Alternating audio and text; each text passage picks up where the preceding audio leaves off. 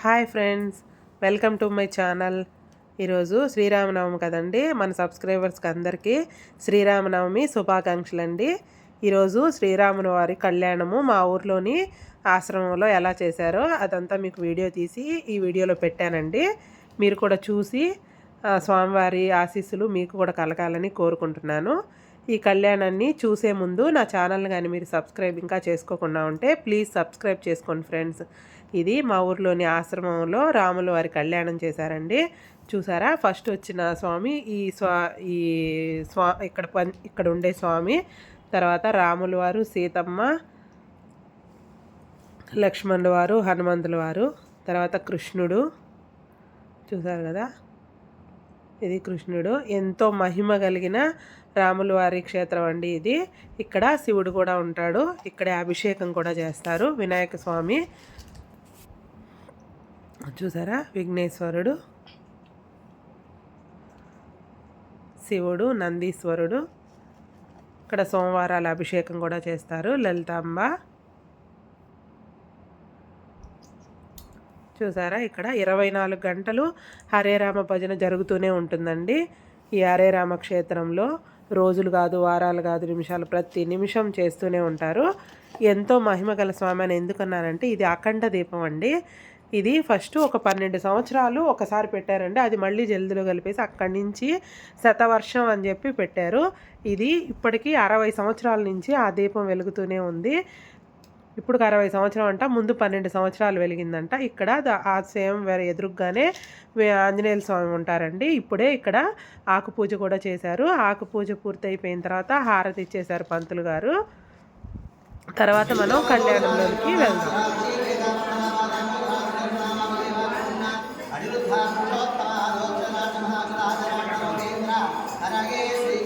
మహోత్సవంలో ప్రధానంగా రక్షాబంధనం అంటే కన్యాధారణం, దానికి పూజ స్వామివారికి కన్యాధారణ చేయడం జరిగింది.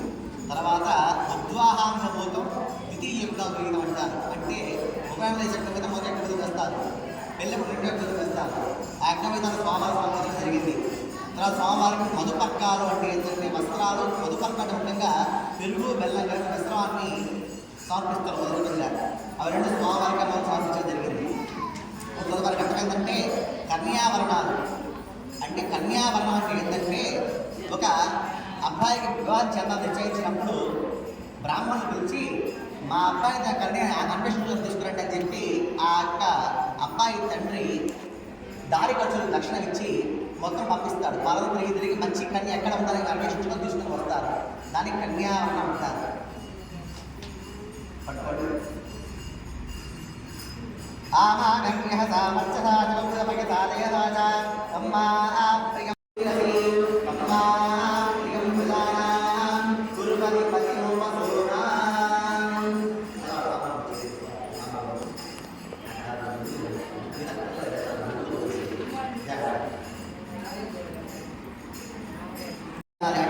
అమ్మవారే వారి వంశవృక్షం వర్ణిస్తారు.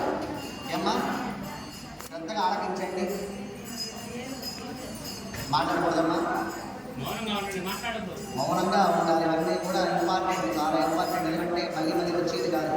శ్రద్ధగా వినాల్సింది. కన్యావరణ కొత్త ప్రవర్తిందా రాలువారి వంశ ప్రవరైంది, రామరామ కొత్త విని చెప్తారు. శ్రద్ధగా వినాలి.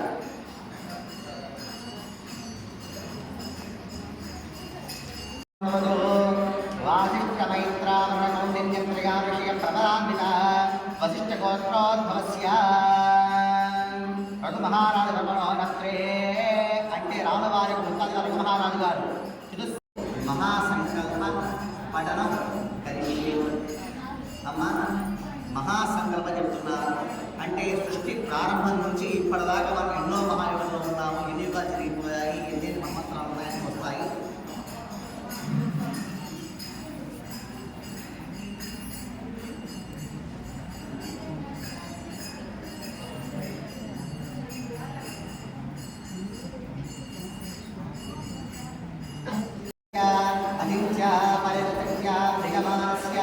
మహాజలోకమధ్యే పరిభ్రమమానానాం అనేక కోటి బ్రహ్మాండానాం ఏకతమే వ్యక్తాం వ్యక్తమహదహంకారం దుర్యావస్తేజో వాయురాకాశాద్ ఆవరణైరావృతే అస్మిన్ महत् ब्रह्माण्डकण्ठमण्डले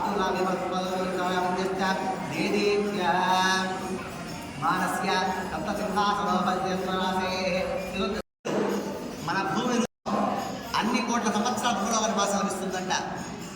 యవైహి గ్రహమండల పర్యంతం యవైహి చెప్పండి గ్రహమండల పర్యంతం మృతరాశే వర్ష సహస్రావసానే ఏకైక సర్ష అపకర్ష క్రమేణ సర్వరాశి అపకర్ష సంహితకాలే బ్రహ్మలోకే నిత్య నివాస సిద్ధ్యర్థం.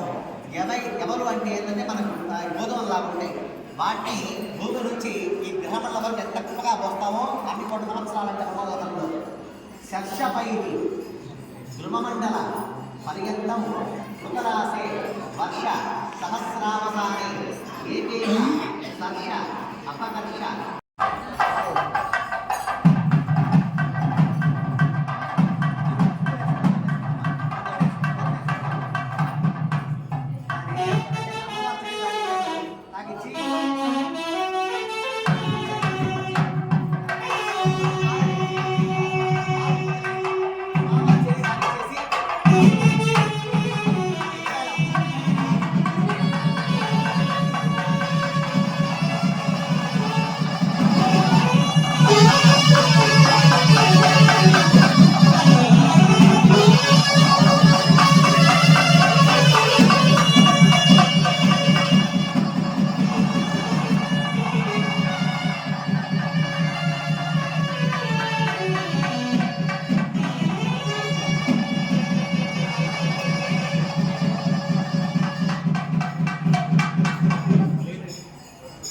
చెప్పండి.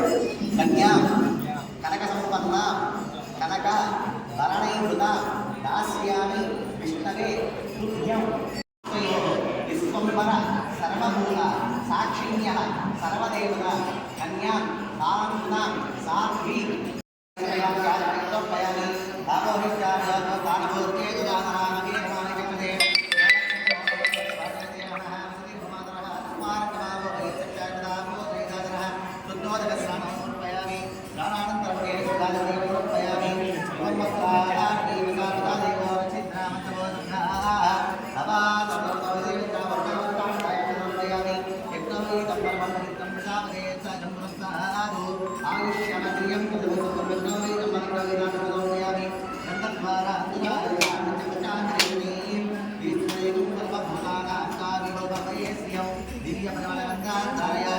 ఆయనేతే పరాయణే లోకారోహం యథాచ పుండరీకాని సముద్రస్య కృపాయే సాగరం కర్మాణాయనే విష్ణుమాలికా సమర్పయామి పుష్పైః పూజయామి.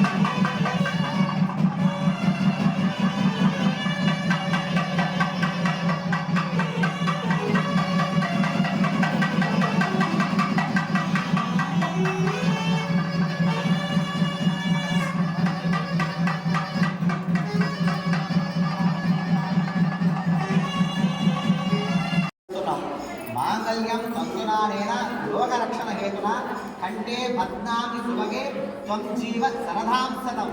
ఈ లోకమంతా కూడా సుభిక్షంగా ఉండాలి, అందరూ సంతోషంగా ఆనందంగా ఉండాలి, పశుపక్షాలు పాటిపడి సమృద్ధిగా ఉండాలని చెప్పి లోక సంరక్షణ కోసంగా ఈరోజు ఈ కళ్యాణం జరగడం జరిగింది. అందరూ కూడా జై శ్రీరామ్, జై శ్రీరామ్, జై శ్రీరామ్, జై శ్రీరామ్, జై శ్రీరామ్, జై శ్రీరామ్. ఈ యొక్క వివాహ మహోత్సవం మొదలు పెట్టము అక్షతారోపణం. అక్షతారోపణం అంటే మనం తలంబ్రాలు పోసుకుంటాం, 3 సార్లు పోసుకుంటాం. తలంబ్రాలు దేనికి పోసుకుంటారు తెలుసా? ప్రజామే కామ సముచితం, అంటే ఆ వంశం వృద్ధిగా ఉండాలి, అంటే ప్రజలు అంటే ఒక వంశం వృద్ధి పొందాలి, ప్రజలందరూ సమృద్ధిగా బాగుండాలి, సంతోషంగా జీవించాలి. ప్రజామే కామ సముచితం, పశవమే కామ సముచితం, అంటే ఈ యొక్క పశుపక్షాలను కూడా సమృద్ధిగా ఆరోగ్యంగా జీవించాలి. బాగుంటేనే మనకి పాడి పెట్టలు వచ్చేది కదా, పశువులు బాగుంటేనే కదా. కాబట్టి మూడోది ఏంటంటే యజ్ఞోమే కామ సముచితం, అంటే యజ్ఞయాగాలు బాగా చేరి ఈ యొక్క ఆ దేవతల అనుకూలం వల్ల వర్షాలు బాగా పడి అందరూ బాగుండాలి. పశవమే కామ సముచితం, పశవమే కామ సముచితం, ప్రజామే కామ సముచితం, యజ్ఞోమే కామ సముచితం, తూష్టిం చుదిత పర్యాయే శ్రియోమే కామ సముచ్చత, అంటే ఆ 3 లభిస్తే ధనం ఆటోమేటిక్గా వస్తుంది. అంటే ప్రజామే కామ సముచితం, ప్రజలు బాగుండాలి. 2 పశువులు బాగుండాలి. 3 యజ్ఞయాగాదులు బాగుండాలి. ఈ 3 సమృద్ధిగా ఉంటే శ్రియోమే కామ సముచితం, ధనం ఆటోమేటిక్గా వస్తుంది. ఎందుకంటే ధర్మంగా ఇప్పుడు చేసుకుంటే ధనం వస్తుంది. కాబట్టి ఆ యొక్క విశేష కోరిక చేత అక్షరవాపం చేసుకుంటారు ఇప్పుడు స్వామివారం వారు. కాబట్టి అందరూ కూడా నేను మంత్రం ఉచ్చరిస్తూ ఉంటాను, మనసులో జై శ్రీరామ్ అంటూ చూస్తూ ఉంటాను.